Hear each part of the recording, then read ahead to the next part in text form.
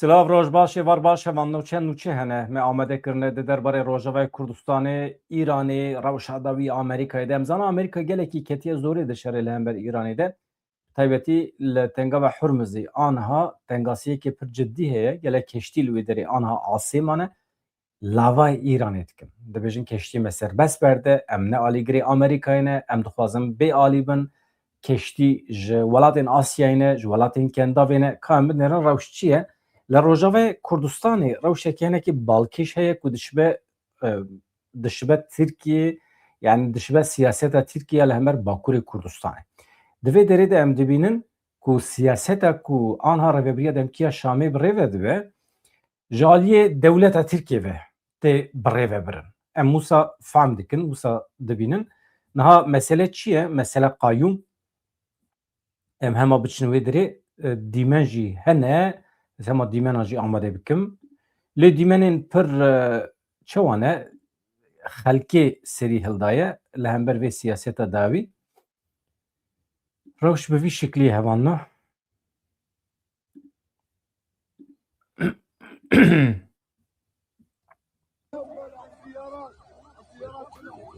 Hükümet Şam'ya derkin hava geliyor anda.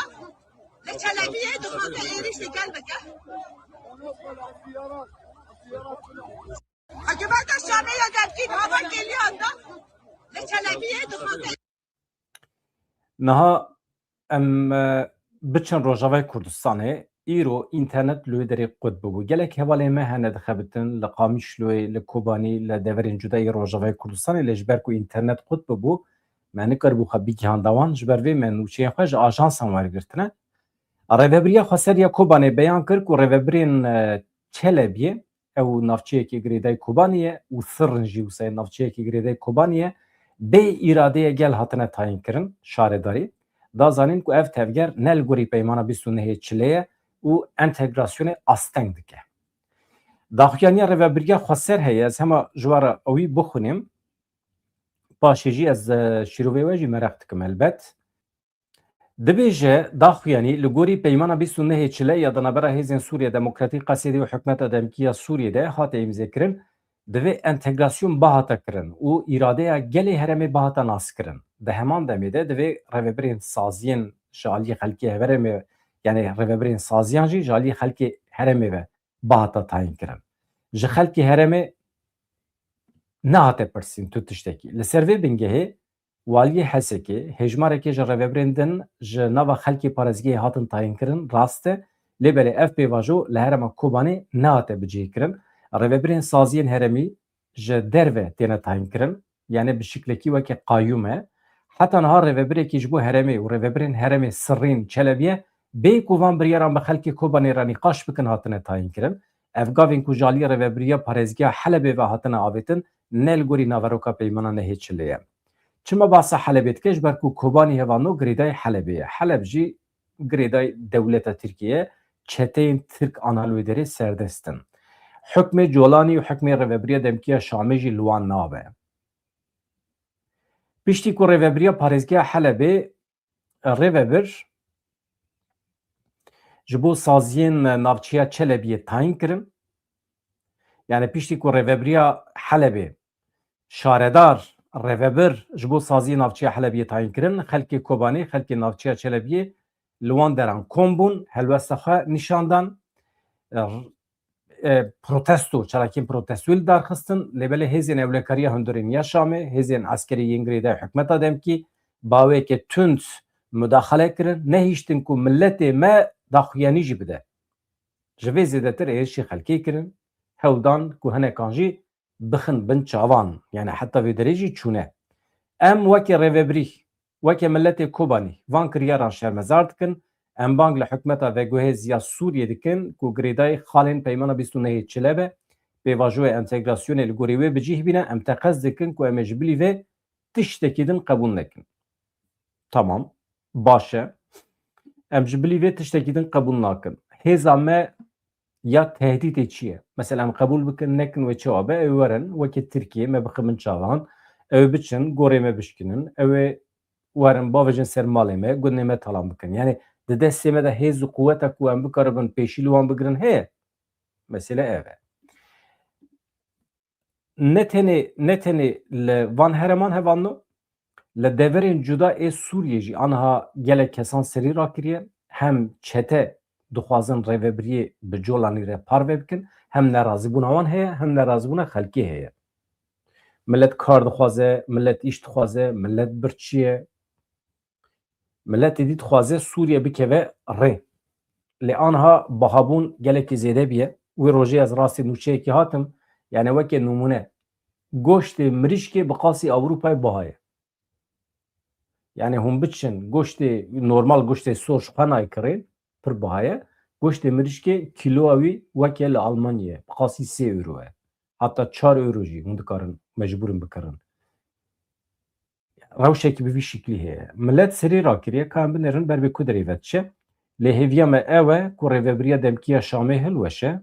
Kurd dîsa vegerin dewra rêveberiya xwe ser bikaribin siberoja xwe bi xwe tayîn bikin, bikaribin li Rojavayê Kurdistanê Kurdistanek nîv xwe ser dibe, xweser dibe, otonom dibe, Kurdistanekî serbixwe dibe.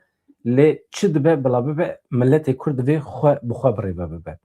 Veya vê tavîzê divê em nedin. Veya tim em ê bibêjin. Niha ji bo qeyda nasnamê jî neh navend hatine diyarkirin. Hûn zanin li Rojavayê Kurdistanê gelek malbat hene ji berê ve ta ji dewra Baasiyan vir ve nasnama wan tune ye. Wekî Hemwelatiyê Sûriyê xuya nakin lê colanî derket biryarekî derxist got em van însanan êdî em dikarin wekî hemwelatî qebûl bikin. Halbikî beriya çend salan Beşar Esad jî tiştekî wisa kiribû. Wisa tê bîra min.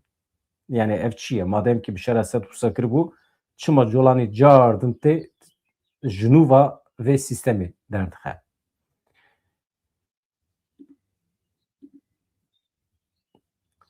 Ji bo qeydkirina Kurdên ku nasnameyê wan tune ne, neh navendên pêşwazîkirina daxwaznameyan hatin diyarkirin. Wezareta Hinduriya Hikûmeta Demkîya Sûriyê beyan kir ku ji 6 Nîsanê şûm ve li gorî fermana qanûnî ya bihêjmara 13 ya sala 2026 dest bi qeydkirina navên Kurdên ku nasnama wan tune ne ew ê bikin. Jê re dibêjin mektum ji van Kurdan re. Daxwazname wê li gorî van navendan li bajarên Sûriyê wê werin wergirtin. Li Hesekê navenda Meclîsa Xwecihî ya Hesekê ye, Dirbesiyê navenda Meclîsa Bajêr e, Qamişloyê navenda Meclîsa Xwecihî ye, Çilaxa navenda Meclîsa Xwecihî ye, li Dêrikê navenda Meclîsa Xwecihî û Sekreteriya Dêrikê ye, li Helebê jî Hola Şehba ya Sporê ye, li hember rêveberiya Ewqafê ya Taxa Cemîlê ye. Millet diçe vê derê kesê ku nasnama wan tune ne xwe qeyd dikin ji wê rojê şûm ve dibin Hemwelatiyê Sûriyê. Êdî dikarin biçin mektebê, dikarin bibin xwedî tapû, êdî dikarin teqawut bibin. Beriya niha tiştekî wisa tune bû. Ji bo hin malbatan, ne hemî. Di vê navberê de Kurdê me ê li Rojavayê Kurdistanê ne. Ê ku ji Bakurê Kurdistanê ya jî başûr çûne. Ê ku ji ku derê ji Maxmûrê çûne wekê nimûne. Gelo ew ê jî karin bibin Hemwelatî. Yani rêveberiya Sûriyê wê çawa bizanibe kî çend sal e li wê derê. Ya jî gelo pîvanek heye, qanûnek heye ku bibêje însanên ku ewqa salin li Sûriyê ne dikarin bibin Hemwelatî. İnsanekî 30 sal be li Sûriyê ve gelo dikare bibe Hemwelatî. Ya jî 10 sal, 5 sal. Veya çi qas kirşe em hê nediyare. Lê em zanin gelekî Kurd hene ji Bakurê Kurdistanê çûne Rojavayê Kurdistanê beriya 7 salan, beriya 7 salan ew dikarin bibin Hemwelatî. Êdî çawa ji nav hev derdixin ez wî nizanim. Niha em derbasî Bakurê Kurdistanê bibin. Li Bakurê Kurdistanê hevanno Hasîb Avşar piştî 32 salan ji zindanên Tirkiyê hate berdan. Ev jî diramekî, êşekî pir mezin e. Heta min nûçe xwend çi halî. Hasîb Avşar siyasetmedarekî Kurd e. Yani wextê hat girtin xortekî Kurd bû. 32 sal e di zindanê de ye. Hat berdan. Avşar li ber girtîgehê bi sloganên bijî berxwedana zindanan hate pêşwazî kirin. Girtiyê siyasî Hasîb Avşar piştî 32 salan ji girtîgeha Ewlekariya Bilindiya Duyemîn ya Amedê tehliye bû. Aniha serbest e. Êdî mafî wê derketina derveyê welat heye tune ez wî nizanim. Gelek kes li ber deriyê girtîgehê û pêşwazî kirin. Hesîb Afşar di pêşwaziyê de sembola azadiyê kevok firandin. Paşê jî bi malbata xwe re çû memleketê xwe navçeya Bismilê ya Amedê. Bi qasî ku zanim mirovên me ê ji zîndanên Tirkiye têne berdan heta demekî derketina wan a dervê Tirkiye qedexe ye. Yek jî bi şert hatine berdan. Yani di nava 5 salan de dibe tevlîkarên siyasî ku dikeve çarşeveya suç nebin. Yani tevlî suça nebin. Şartlı salıverme ev. Yani serbestiya wan girêdayê hin şertan e. Hasîb Afşar di sala 1994 de hatibû girtin li dadgeha Ewlekariya Netewî wê demê DGM hebû pergalekê dadgeriyê li Amedê hatibû mehkeme kirin cezayê muebbetê lê hatibû birîn. Hasîb Afşar di nava 32 salan de li gelek zîndanên Tirkiye ma li gelek bajarên cuda. Ev jî êdî em hêvî dikin ku yek Kurdekî li zîndanên dewleta Tirkiye nemîne. Ve ya bêrûmetiyekî pir mezin e ji bo me Kurdan ku em ji bo dewa xwe dikevin zîndanên xelkê. Yani dewletekî bifikirin ku me da vê je zîndanê çünkü em behsa mafê xwe dikin, behsa hebûna xwe dikin. Mesele ne şer e ha. Şer û pevçû û şerê çekdarî wana hincetin. Behane ne. Gelek însanê me destê xwe nedane sîlehê di hepsê dane. Wekî Selaheddîn Demirtaş û gelek hevalî wî. Ez behsa hezaran dikim. Yani jî gelek rojnamegerê me hene. Destê xwe nedane çek û sîleh lê di hepsê dane. Çima nûçeyek di derheqê Kurdan de çêkiriye. Yan jî binpêkirinin mafê mirovan de nûçeyek nivîsandiye îro di hepsê de. Yan jî pirtûkek çap kiriye, firotiye, rojname firotiye di dema xwe de. Wana hemî wisa ne. Xortê Kurd rojhat li zîndana Tirkiye êdî hat kuştin. Bi xwe xwe kuşt. Çawa bû? Aniha nayê zanin. Lê jiyana xwe ji dest da. Girtiyê Kurd Rojhat Babat li girtîgeha tîpa 3 ya Kırşehirê dihate girtin li nexweşxaneyek û lê dihate dermankirin baweyekê bigoman jiyana xwe ji dest da. Malbata Rojhat ragihand ku otopsiya kurê wan bê agahdariya wan hatiye kirin. Rêveberiya girtîgehê agahiyên rast bi wan re parve nake. Girtiyê Kurd Rojhat Babat ku bi hinceta endametiya rêxistinê cezayê hetayê ê zîndanê lê hatibû birîn ji girtîgeha tîpa 3 a Kırşehirê biribûn nexweşxaneya bajêr ya Qeyseriyê. Li gorî îddiayên rêveberiya girtîgehê Babat ji ber pirsgirêka derûnî psîkolojîk li beşa psîkiyatrî bûye li wê derê dawî li jiyana xwe aniye. Çawa dibe? Dibin çavdêriya xwesa însanan de. Însan li nexweşxanê dikare dawî ji jiyana xwe bîne. Lê malbat parasvanên mafê mirovan bi guman nêzê vê meselê dirin. Dibêjin kurê me xwe nekuştiye. Muhakkak hatiye kuştin. Devlet agahiyên di derbarê kuştina kurê me de vedişêre. Malbata Rojhat beyan kir ku di roja pêwendiya telefonî de kurê wan telefonê wan nekiriye. Normal her hefte însanên di zîndanê de telefonê malbatê xwe dikin. Wê rojê kurê wan telefon nekiriye. Wana rabûne bi xwe telefonê zîndanê kirine. Gotine ka çima îro Rojhat telefonê me nekiriye. Wê demê rêveberên girtîgehê rabûne ji wan re rastî gotine. Kutê kurê we ne li heyetê ye. Nikare telefonê we bike. Yani wê demê hînbûne ku kurê wan miriye.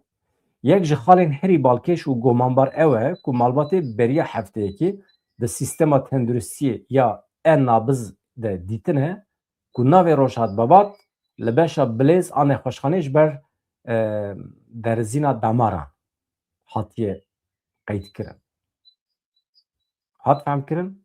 Yani beriya hefteyekî ji xwe ev girtî rakirine nexweşxanê di demarê wî de derzînekî çêbûye li nexweşxanê hatiye tedavî kirin. Li rêveberiya girtîgehê tevê vê rewşa krîtîk jî tu agahî nedane malbatê. Rewşa me Kurdan ev e li Bakurê Kurdistanê li Rojava jî ji xwe qayyûm tê tayin kirin û tiştekî din jî heye li Bakurê Kurdistanê hevanna. devleta Türkiye mirovên xwe dixe dewrê êrişê gorê me dikin, êrişê maneviyeta me dikin. Em çawa ji nav derkevin? Li navçeya Nisêbînê êrişê gorên şehîdên Kurdan kirin. Li navçeya Nisêbîna Mardinê li goristana Hecacîlerê êrişê gorên şervanên Kurdan kirin. Van şehîdan di demên cuda de, li deverên cuda di tekoşîna azadiya Kurd de jiyana xwe ji dest dane. Gelekên ji mermer hatin şikandin, dar û fîdanên li derdora goristanê hatin rakirin. Ji meha çile ve dema ku xwe pêşandanên li dijî êrişên li ser Bakur Rojhilatê Sûriye li ser Rojavayê Kurdistanê hatin li darxistin. Esker li ber goristanê nobetê digirtin. Tê îdia kirin ku êriş ji aliyê van eskerên Tirk ve hatiye kirin. Yani wan ev kêlikên goristanê xirab kirine. Ev ne cara yekeme. Beriya 2 hefteyan jî dîsa li aynî goristanê êrişek bi vî şeklî çêbûbû. Malbatên şehîdan dibêjin eger hêzên ewlehiyê bixwazin dikarin heman van provokatûran peyda bikin û çi îcab dike edaleta Tirkiye dikare ceza jî li wan bibire. Lê nakin. Divê ev dijminên mirovahiyê acîlen bêne eşkere kirin, em van hêzên tarî şermezar dikin. Dibêjin malbatên şehîdan. Piştî daxuyaniyê li şûna darên li ber goran ên hatin şikandin, şitlên nû hatin danîn, darên nû hatin danîn. Malbat hewl didin kêlikên gorên zarokê xwe ji nû ve temîr bikin. Tişta ku mirov dikare ji vê derê derbixe, hevalno dewleta Tirk naxwaze tu goristanekî şehîdan hebe li Bakurê Kurdistanê. Em ya ji berê ve dizanin. Armanc çi ye? Armanc kuştina hefiza ye. Hefizayekî me heye. Berxwedan heye. Şerê Kurda li hember dewleta Tirkî heye. Şerekî 40-50 salan. Lehengên vî şerî hene. Qehremanan. Dewleta Tirkiye dixwaze vê hafizê vê van serpêhatiyan bi temamî tune nîşan bide. Ji bo wî bi goristanê dest pê dike. Yek ew e, yek jî dixwaze bi milletê Kurd bide hîskirin ku bi şer û pevçûnan hûn tu carî nikarin bigêjin hedefa xwe. Hûn nikarin bigêjin azadiyê. Binêrin dawiya we dibe ev. Yani dewleta Tirkiye dixwaze Kurdan bêrûmet bike. Poşman bike. Perîşan bike. Rûmeta wan bavêje bilininga. Ji ber vî yekî ye. Cenazê zarokê me erdêva dikişîne, goristanê me xirab dike, cenazê zarokê me dixebinê wan qaldiriman. Ew cî ku peya li ser dimeşin. Çiqa ji destê wan tê van tiştanan dikin. Yani hem ji aliyê manevî ve ev dewleta Tirkiye dixwaze zirar bide Kurdan û hem jî hefiza Kurdan dixwaze tune bike. Gelek armancên din ên dewleta Tirkiye hene em şûna wan de em nebin tercümanê niyeta wan. Li ser van hemî meseleyan hevanno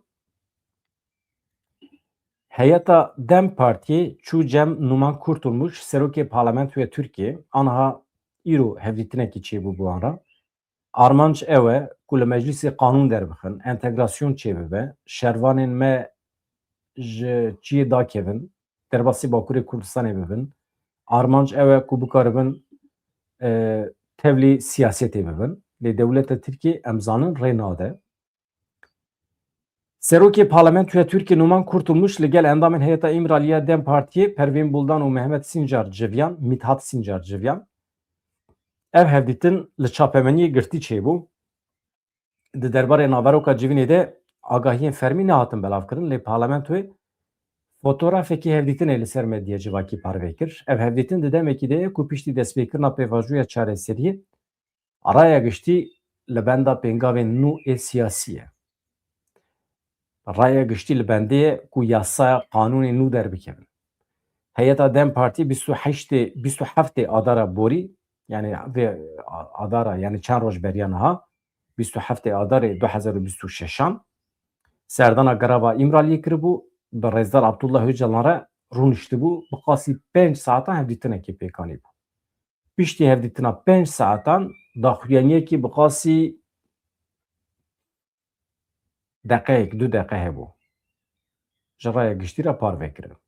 Yani Öcalan divê hevdîtinê de gotibû dît nava 5 saatan de ji hev re çi gotin em nizanin. Tiştî ku derket derva, tiştî ku Heyeta İmraliyê ji dervara eşkere kir gotu bu pirsgirêka me bi komarê re tune divê komar demokratîk bibe. Ji bo entegrasyonê jî beyan kiribû ku herkes bi nasnama xwe bi zimanê xwe li ser bingeha azadiya xwe îfadekirinê dikare tevlî entegrasyonê bibe. Ev jî bi vî şeklî. Niha em derbasî meseleyên rojhilata navîn bibin. Ev meselê me Bakurê Kurdistanê wê hê pir baş o, wê hê pir dewam bike. Mesela entegrasyonê ye, derxistina yasayan e, dewleta Tirkiye xwe giran dike ji bo ku mesela Rojhilatê Kurdistanê ew jî bi dawî bibe, qedera wê derê bibe weke Rojava kêfa dewleta Tirkiye gelkî hatiye ji rewşa dawî a Rojavayê Kurdistanê re. Türk pergalekê me, sîstemekî me ku bikaribe bime şewekê berê tune ew dixwazin me vegerînin beriya 2011 di dema Basî da rewş çawa bû aynı wisa bibe. Yani hemû sînorên Rojavayê Kurdistanê bikevin kontrola hikûmetê. Perwerdehî temamî bi erebî be, di kontrola dewletê de be. Şaredarî, walîtî, her tişt di kontrola dewletê de be. Ew ferdê ku dibin walî yan jî dibin şaredar, Kurd bin, ne Kurd bin ne mühîm e. Li Tirkiye jî gelekî Kurd hene di şaredariyan da dixebitin, di eskeriyê de, di parastinê de dixebitin, di artêşê de Kurd hene. Ne mühîm e. Mirov wextê ku nebe xwedî paytext, wextê ku serweriya mirovan li ser coğrafya mirovan tune be, tu weke ferd tevlî artêşê bî, tevlî nebî manewî tune ye. Tu asayişê xwe bi xwe bi rêva bibêjî manewî tune ye. Yani tu bi xwe ji xwe re bekçîtî dikî. Yani mîna ku tu mala xwe bi xwe biparêzî. Manewî tune ye.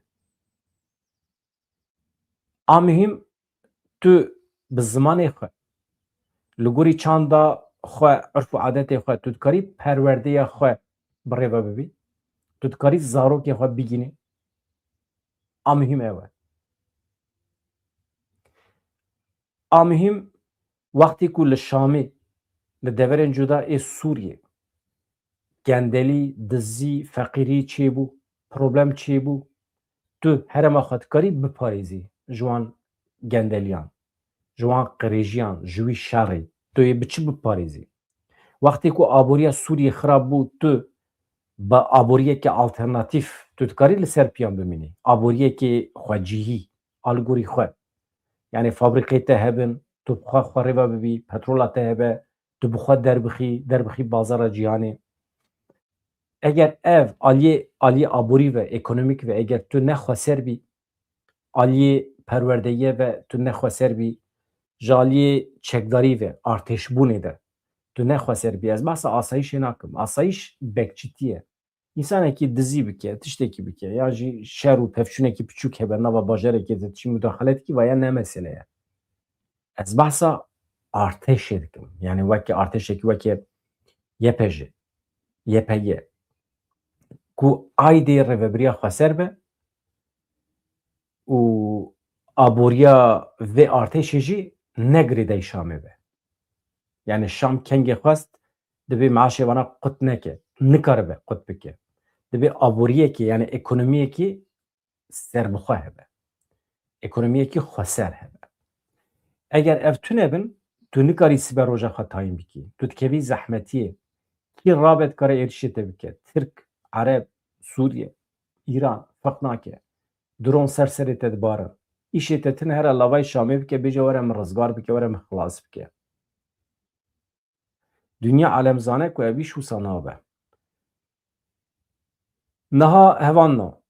Em derbasî rojhilata navîn bibin. Anha çend keştî hene li tengava Hurmuzê Asêman e. Piştî destpêkirina şer niha bi qasî nêzîkî 67 keştiyên barhilgir ku di wan de mazot heye, benzîn heye li Rojavayê tengava Hurmuzê Asêman e li benda derbasbûnê ne 120 keştiyên îmaratê hene. Ji 8 keştî Asêman e. Yunanistan herî kêm 75 keştî hene. 30 ji wan ê petrol û gazê ne Asêman e. Çîn 74 keştiyên ku 25 ji wan petrol e ê din jî konteynerin tev Asêman e. Japonya, Hong Kong, Japon mesela 39 û Hong Kong jî 25 keştiyan li herêmê Asêman e. 24 keştiyên Hindistanê hene li wê derê. gaz û petrol barkiriye. Welatên dinê Asyayê heye, Singapur, Koreya Başûr, Vietnam, êwan jî her yek ji wan bîsî keştiyên wan hene li derê Asyayê mane. Nikarin derbas bin. Hele welatên Asyayê weke Vietnam, weke Koreya Başûr, Singapur, anha gaz û sotemeniya wan kêm bûye. Yani nemaye hema bêjin. Nêzîkî pêncî keştiyên mezinên petrola xav, 11 tankerên qerase ên gazê li herêmê Asyayê mane. Di nava van keştiyan de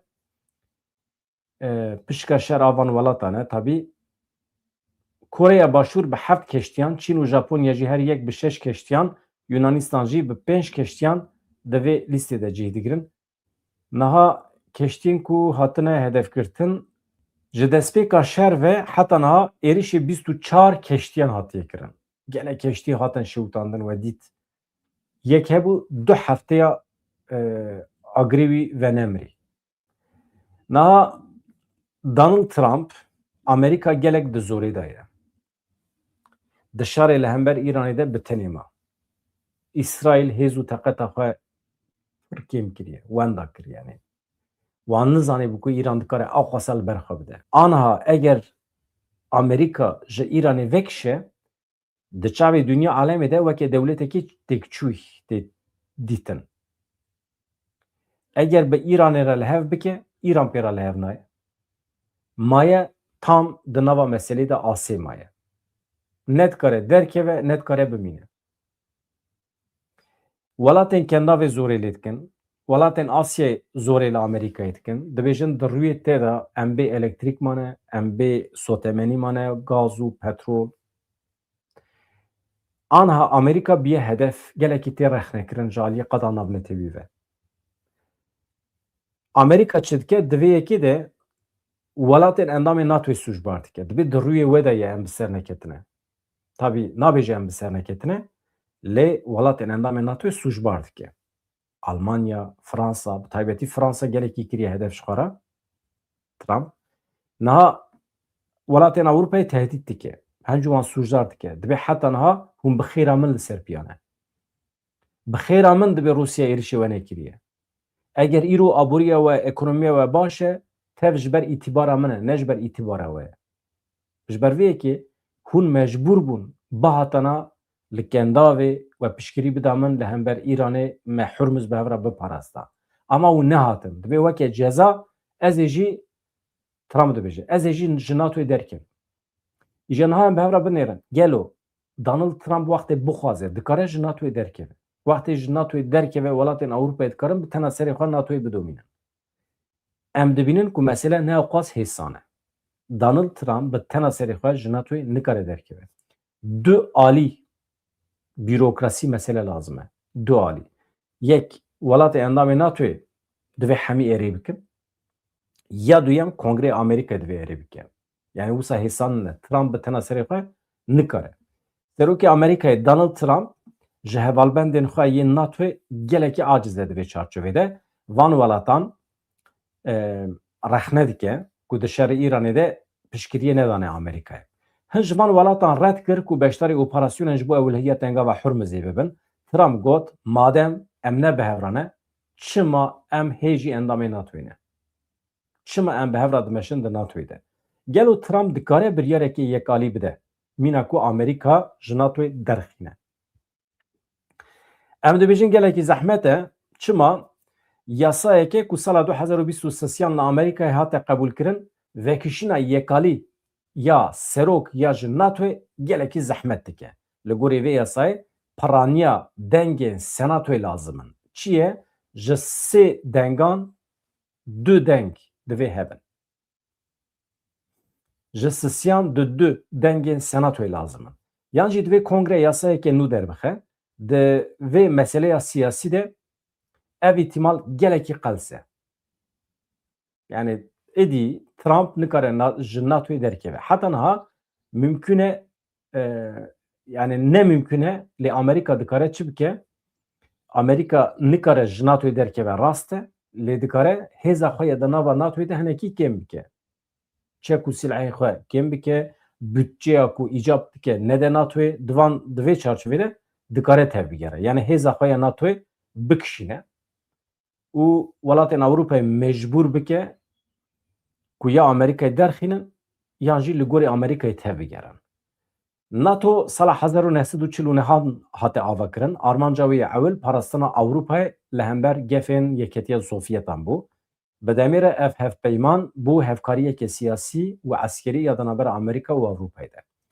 Maddeya pêncan ya hevpeymaniyê dibêje eger êrişî endamekî were kirin tê wê watiyê ku êrişî hemû endaman hatiye kirin. Ev xal hîmê hêza NATO'ye ye. Lêbelê ev madde nayê wê watiyê ku mudaxeleyekî eskerî wê bawekî otomotîk pêk were. Divê welatên endam bi yek dengî biryar bidin. Yani rast e endamekî NATOyê wextê bibe hedefa êrişan divê hemî welatên NATOyê bikevin devrê. Lê anha di rewşa îro ya şerê li hember Îranê de mesele ne ew e. Mesele Amerîka nebiye hedef. Amerîka êriş dike. Li gorî kêfa xwe êriş dike. Bi biryara xwe êriş dike. Ji welatên endamên NATOyê pêşniyaz negirtiye, fikra wan nepirsiye, civîn çê nekiriye, bi wan neşêwiriye. Bi xwe tere dikeve nava hezê, ê dibe hûn çima min tenê değil. Welatê endamên NATOyê dibe em ne mecbûrin li gorî aqlê te tevbigerin. Ma tu me şêwirî tu çûyiketî kendavê nava vî şerê. Ji ber vê yekê nakokî wan kûrtir dibin. Ev madde heta niha tenê piştî êrişên 11 îlona 2001 hate pêkanîn. Dema ku êrişa li ser wan qûleyên li Amerîkayê çêbû, piştî wî di şerê li Iraqê de ev hate pêkanîn. Di şerê li hember Îranê de İtalyayê ji bo balafirên Amerîkayê destûra baregehekî neda. İspanya jî qeda xwe ya esmanî li Amerîkayê girt. Serokwezîrê Brîtanyayê Keir Starmer jî got em nabin beşekî ji kiryarekê li derveyî hukûqê. Yani ev şerê li hember Îranê derveyî hukûqê ye. Derveyî qanûnan e. Hinek daxwazên Amerîkayê red kirin. Yani Brîtanya red kir. Trump iddia dike ku welatên Ewropayê mesrefên xwe yên parastinê kêm digirin, xwe dispêrin sîwana ewlehiyê ya Amerîkayê. Ji ber vê yekê lazim e ev dewletên NATOyê li hember Washingtonê hurmetkar bin, bi berpirsyarî tevbigerin. Yani nakokê navbera welatên Ewropayê Amerîkayê de zêde dibe. Ji xwe Amerîka dixwaze hinek pozê welatên Ewropayê li erdê bixe. Dixwaze van welatan hinekî ji aliyê ekonomîk ve lawaz bike, feqîr bike. Ew jî heye. Hevan rewşekî bi vî şiklî heye. Niha li Tirkiye weke li Sûriyê îhtimal heye ku Newroz bibe fermî. Çawa? Gelo Newroz bibe fermî mümkün e ji naveroka wî were dûrxistin. Gelo mümkün e li Amerîkayê bi navê Kurdistan parkekî hatiye avakirin? Park vebiye? Kes paşê ji were bixwînim.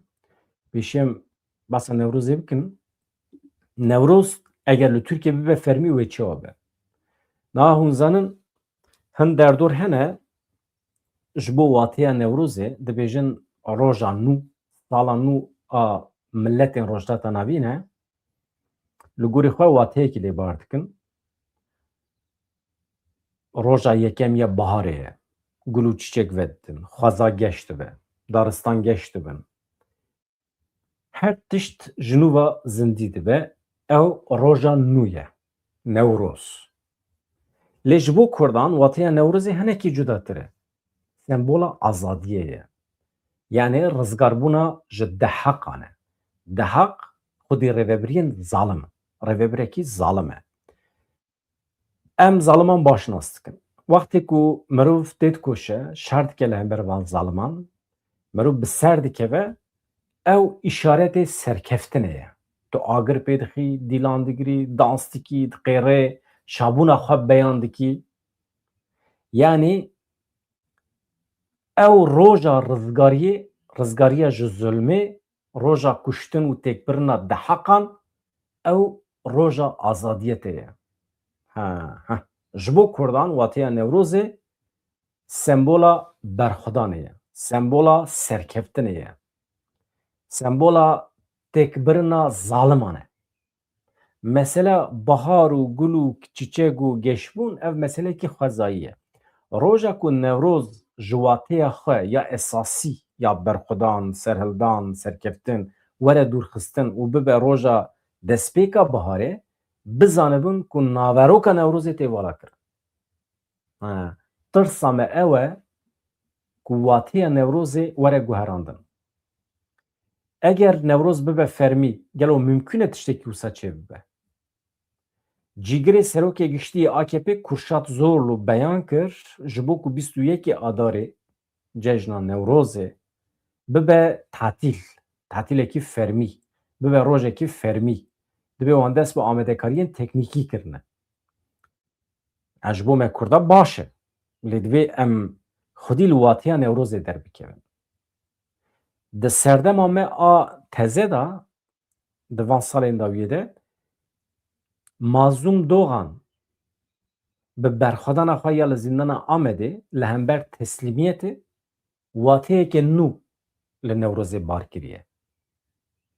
Ji ber vê yekê nesla me em Mazlum Doğan û hevalên wî berxwedana Amedê, zîndana Amedê em weke sembola Newrozê dibînin ji ber ku em dibêjin ew însanê ku dihaq têk bir, kuşt, serkeftina xwe îlan kir, kawa, mirovekî efsanewî, kawa, dema xwe bû, Mazlum Doğan û hevalê xwe li zîndana Amedê kawayê hemdem, dihaqên hemdem têk birin, zalimên hemdem têk birin, ê dewra me, ê dewra me têk birin.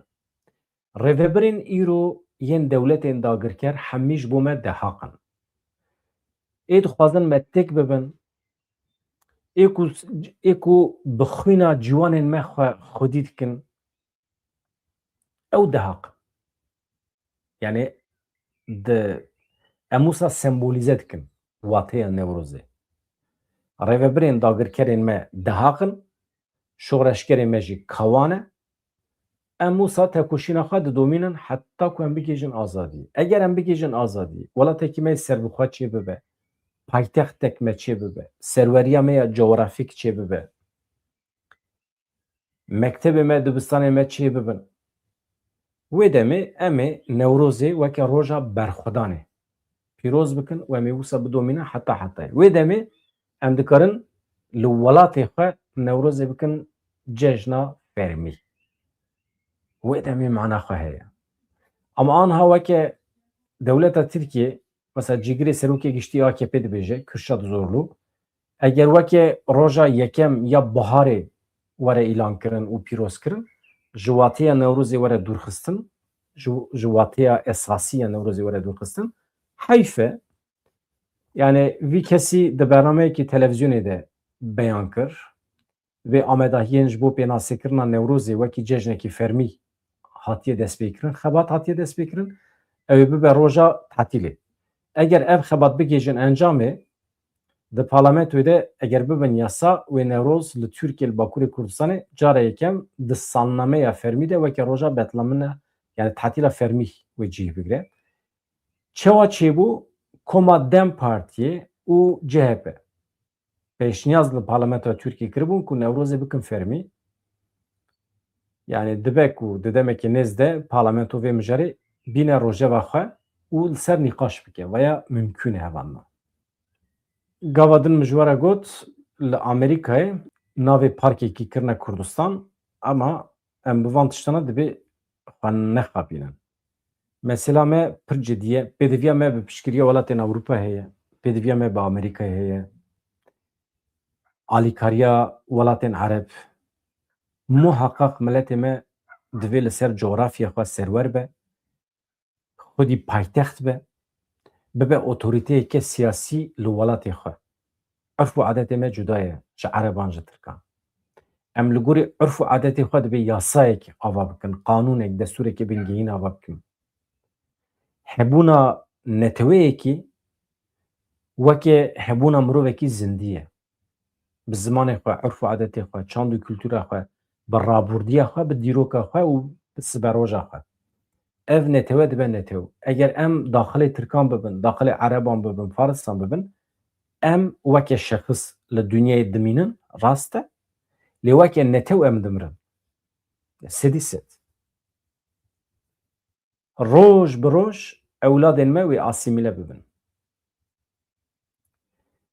Tu ferdekî tu dikarî fîzîkmen li jiyanê bihêlî, lê tu dikarî navaroka wî velakî ew bikî ji kurdiyetiyê wî dûr bixî. Wextê ku ji were bêjim em 40 milyon min, em bêjin 40 milyon însanin em.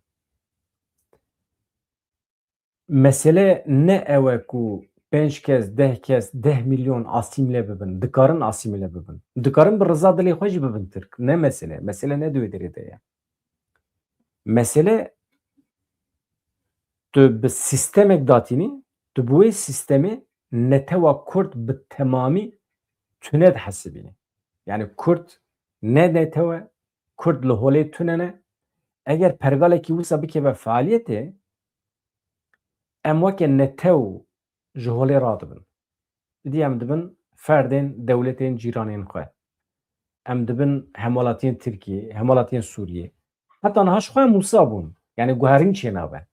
Heta niha hemolatiyên Tirkiye bûn.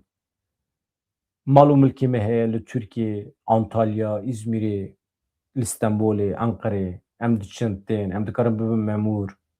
Yani bi dewleta Tirkiye re problema me tune ye. Em bixwazin dikarin bin serokvezîr li Tirkiye.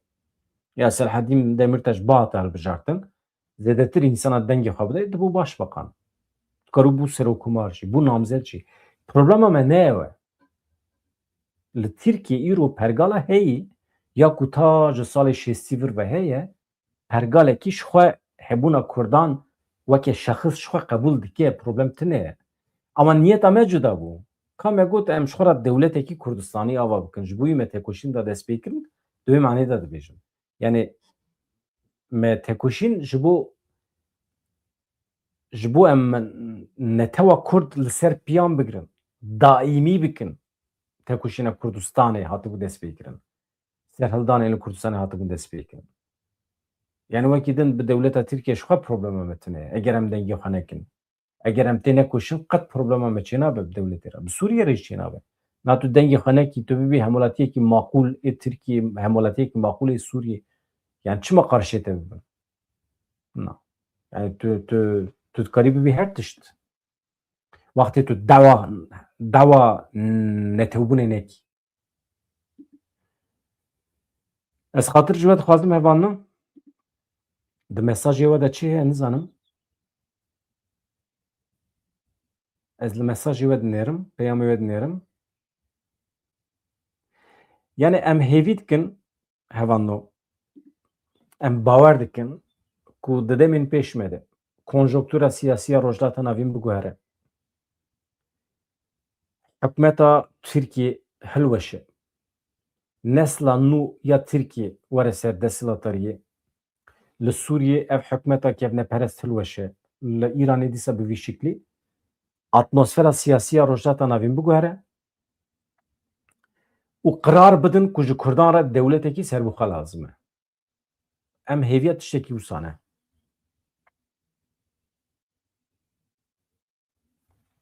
Ez dibêjim qey dibe yani. Dibe. Bawer bikin. Xatirê we silav rêz.